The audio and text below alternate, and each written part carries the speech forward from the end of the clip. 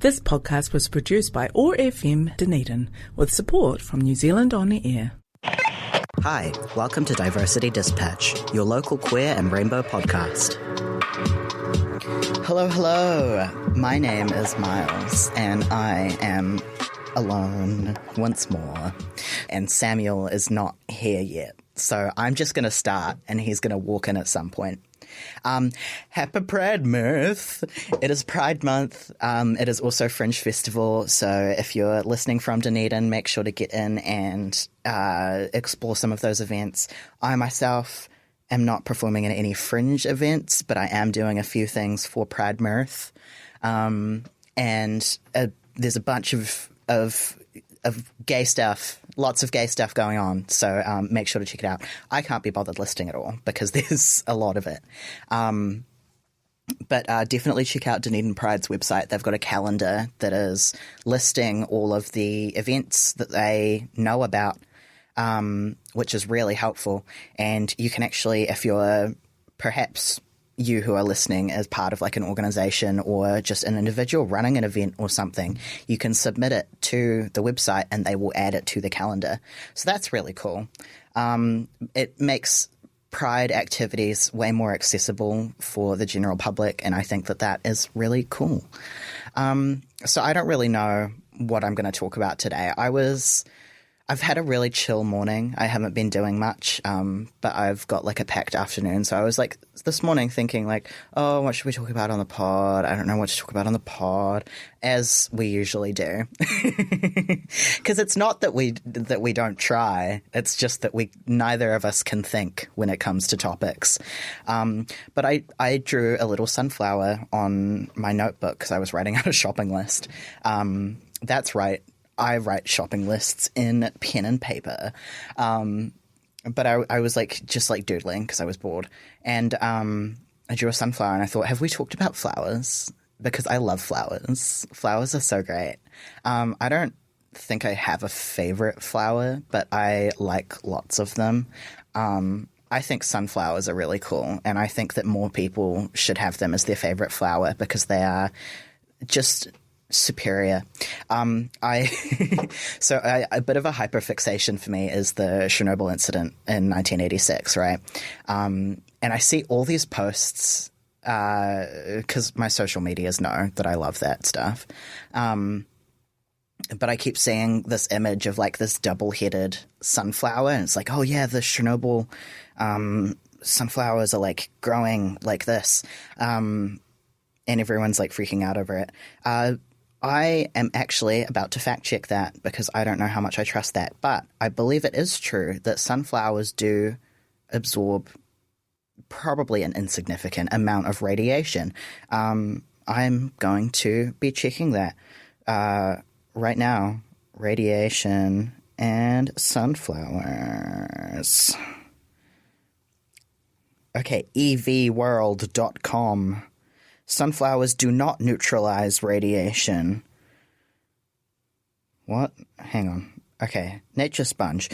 Sunflowers are bioaccumulators. Their roots pull in nutrients from soil and water, and they do not distinguish between safe minerals and harmful mimics.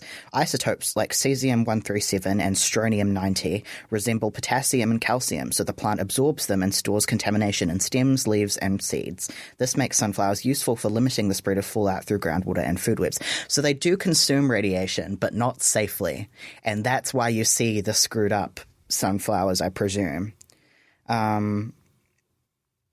Okay, let's see Chernobyl sunflower, because, you know, we've seen the photo, but is that actually from Chernobyl, or is it someone that just grew a weird sunflower and posted online? Like, did you guys ever? This is a little bit grim, but I was like 12 years old and obsessed with all these like internet horror stories and everything. And there was one in particular that like captured me, and that was the Russian sleep experiment, which wasn't real. I found out years later. But such a good story. If you like horrors, it's definitely not a fun story, but it's a good story. Oh, actually, that's one thing I thought to talk about is So I'm really into horror movies, and I love sort of out there stuff. Like from what I've seen of David Lynch, I love that sort of thing. And recently I saw a Cronenberg movie for the first time. It was The Crimes of the Future was the one, and it was freaking weird. And the concept was so interesting, and I loved that. But I feel like they were going for this like intentional vagueness when it came to the world building. So you were sort of unsure what was happening, but I don't think they executed it very well. And it was just confusing the whole way through, because I enjoy lots of horror movies and movies in general. And I like to think I have a pretty good idea of what makes a good movie. At least in a vague sense. I am not a critique. I don't have any kind of qualifications. I've just seen a lot of movies and have like a passionate appreciation for cinema. But yeah, I just felt like it was just confusing. It wasn't like intriguing because we had less information. It was just confusing. And that frustrated me because that was my first Cronenberg movie that I'd seen. And I've heard such good things about him as a director and, you know, doing all his body horror films. So I'm definitely going to watch another Cronenberg film. But yeah, just disappointed, really, because I'd heard such good things. Anyway, back to Chernobyl sunflowers.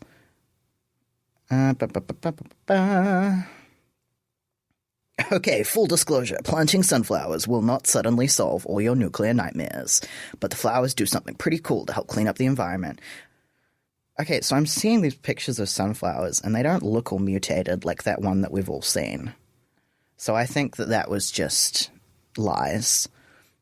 Oh, Samuel has messaged me. I'll be there soon. Sorry, got tied up at work. This poor man. Okay. You guys want to know the story of how Samuel got on the pod, right? So I had been doing it alone for a while since beginning of last year, and it was really hard because I'm someone that can talk for a while, but not when I don't have any kind of direction to talk in, if that makes sense. Like I have no idea what I'm talking about, and I struggle to just come up with something. So I find it really valuable when I have someone with me to sort of say like, oh, they laughed at this. Let's talk more about this point, right? But yeah, so I was like struggling, and I was actually considering just like stopping the pod and just saying like, no one's listening. I'm not producing good content. I wasn't proud of it. Like now I'm pretty proud of the pod. I feel like we do some pretty cool stuff.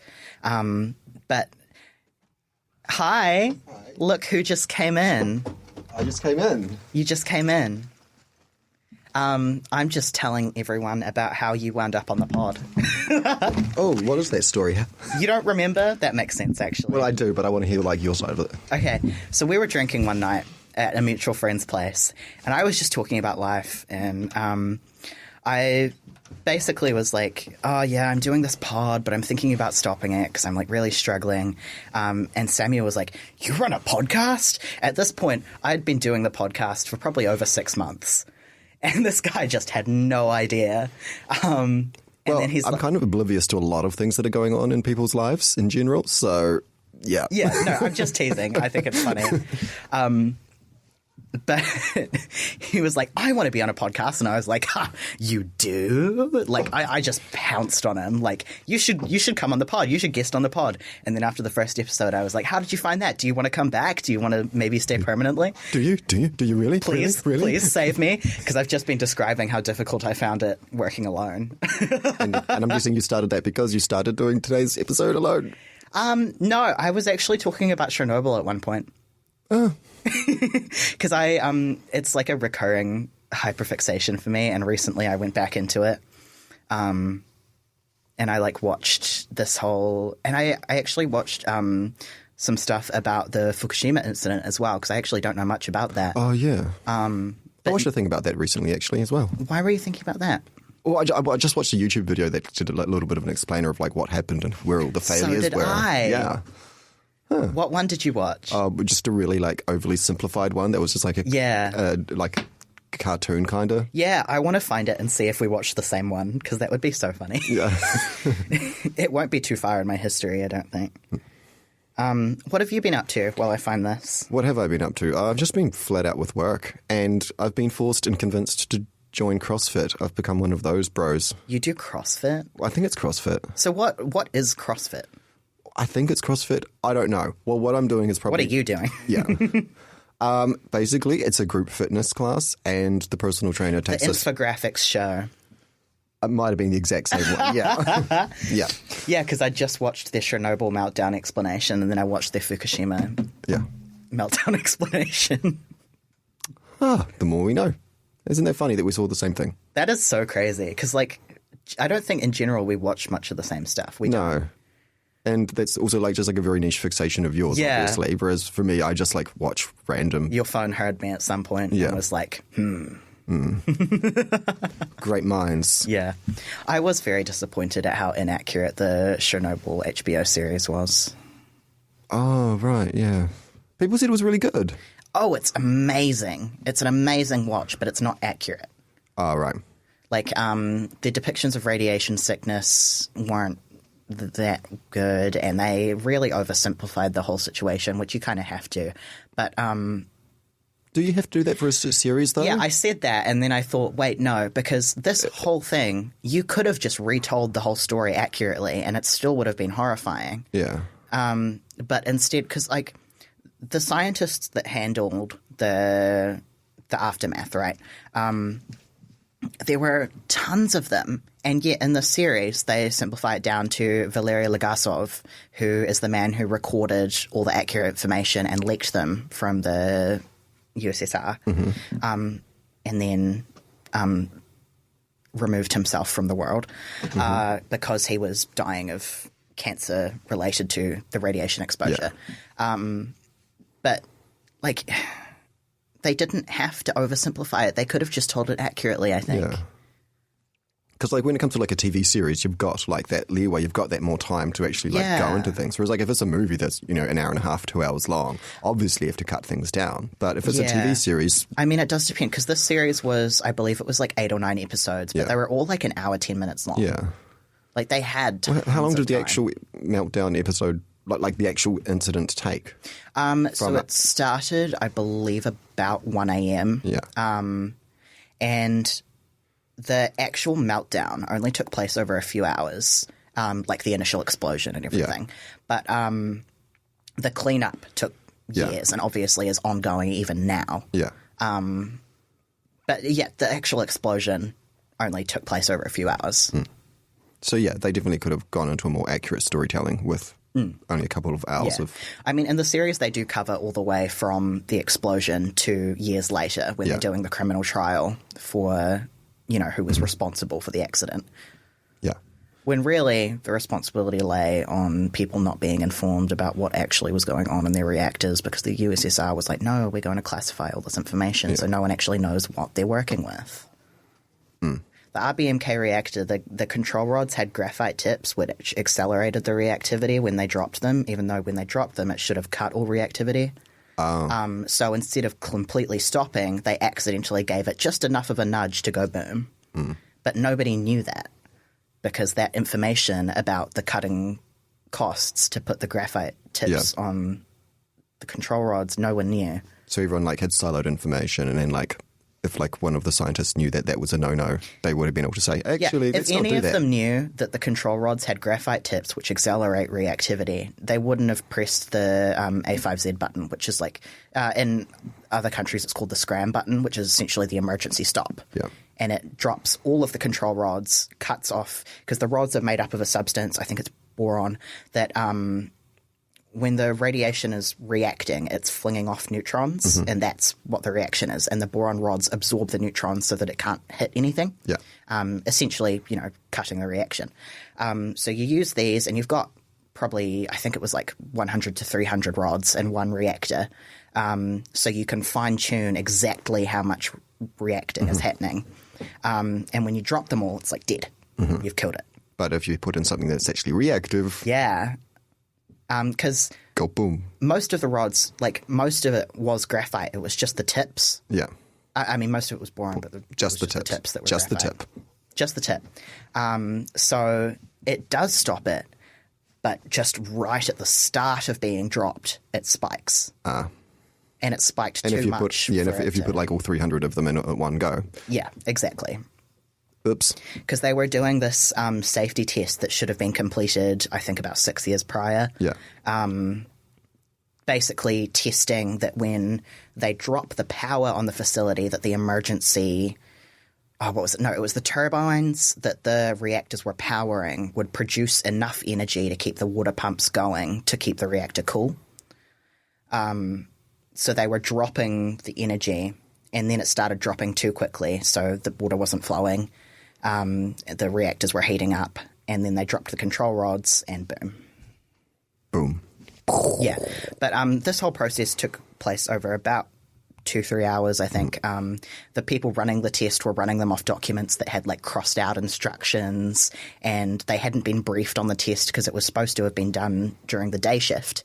But there had been a power outage earlier in the day, and the plant had to stay running to continue powering Pripyat, which was the nearby town. So they couldn't run the test during the day. The night shift had no idea that there was a test at all that they had to do. So they were just going in with this document of instructions, half of them crossed out, trying to figure out what on earth to do. It was just a whole snowball of bad things. Yeah. Lots of things done wrong. That'll... I am not an expert, and I may have gotten details incorrect, so please go and do your own research. Disclaimer. I just am so fascinated by it. Yeah. There we go. Yeah. Thank you, listeners. You now have an overview of Chernobyl. You were looking at me like you were really interested. So I was really interested. So I was just like, I'm going to let you do your thing and educate me. But please keep in mind that some of that could be wrong. Yeah. Yeah. You should watch the summary video. I will. I've actually made a mental note. I'm going to do that afterwards. And you have to tell me what you think of it. Yeah, and I'll rewatch the Fukushima one as well. Because, details. That one was sad because I didn't know what the Fukushima event was other than it was a nuclear facility that went boom. Yeah. But it was actually a tsunami. Yeah. And the guys in there were doing their absolute best to try and stop it. And they weren't getting, or they were getting like minimal government support and emergency services support. And the one guy stayed in there like the whole, I think it was like 6 days or something. Yeah. That it was happening over. Yeah. It was so sad. Yeah. That one was but also fascinating. Yeah. But that one was more of like an accident waiting to happen because they didn't have the right, because wasn't there something about them not having like the right protections against like a tsunami or something? No, it was because it was like the largest earthquake that had happened in like the last 100 years or something. It could be that they didn't, because they did have flood walls, but they were only like 10 meter. And the tsunami was like 15 or something. Yeah, yeah.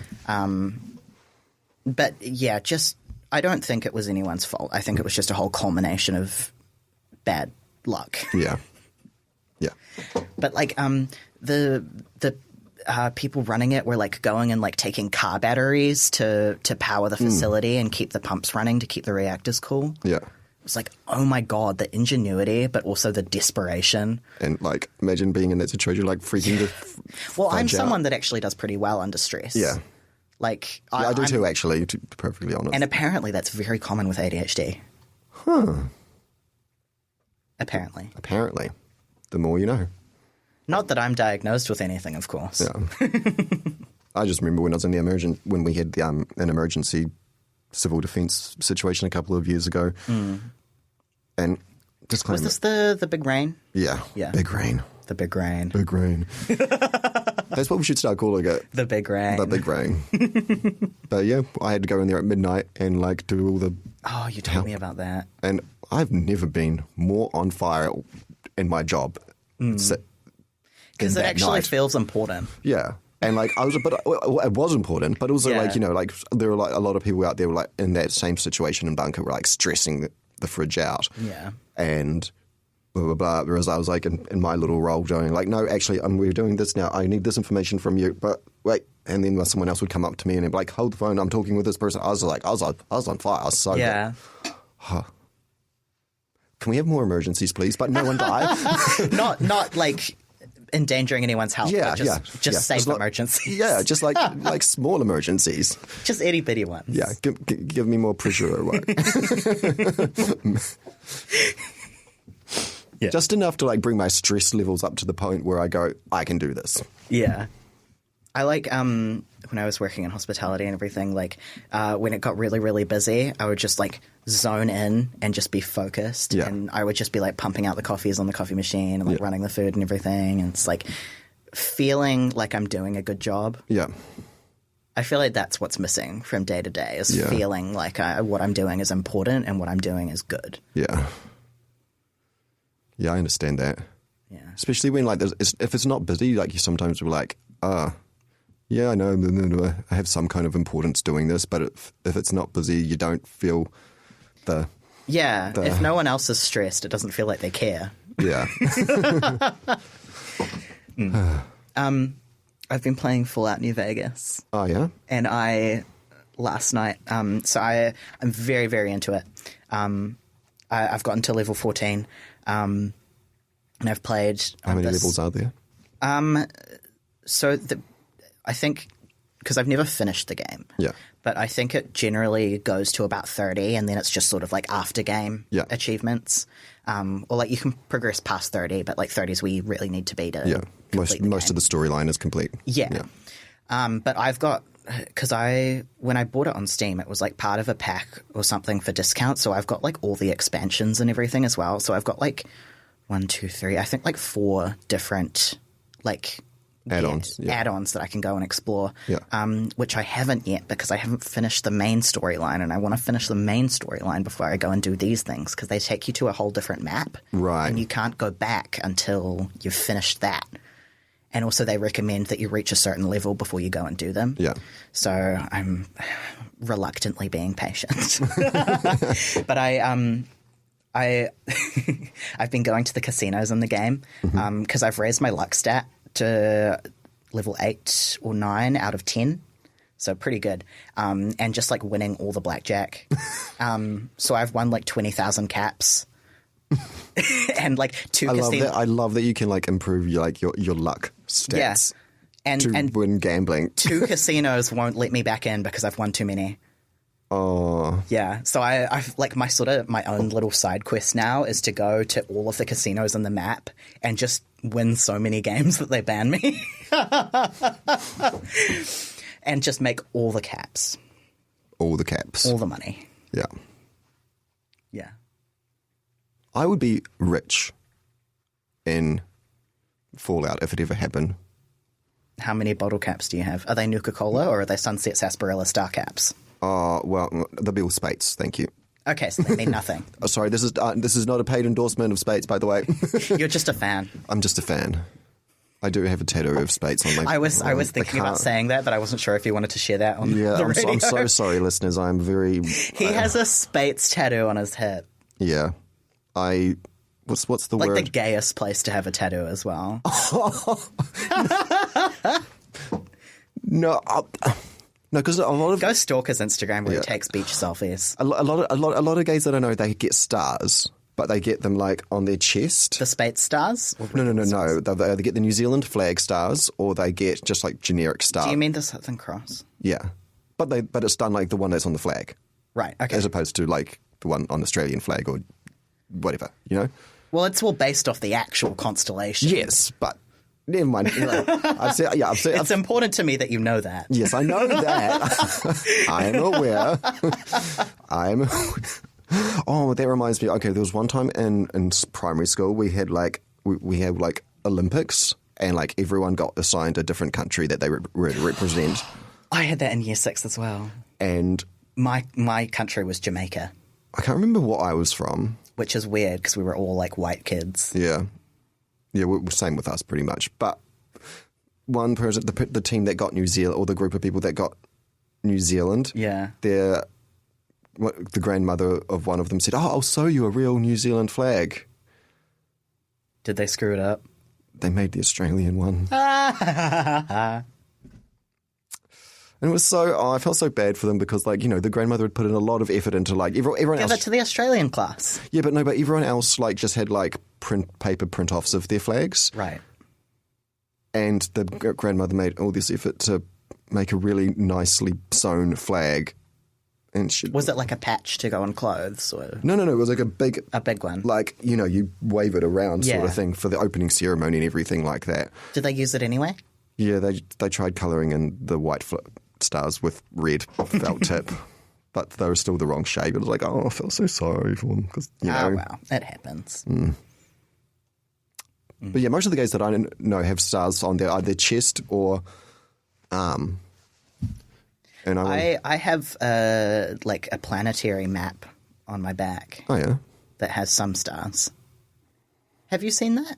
I don't I'm think sure so. I would have at least shown you a photo. Possibly. Anyway, we have 20 seconds left to close out the episode. Oh. And then we've got someone else coming in to record because no. we need to. Oh well, it's been nice chatting. With the 10 minutes you've been here. Yeah. All right. We'll see you next fortnight. Yeah.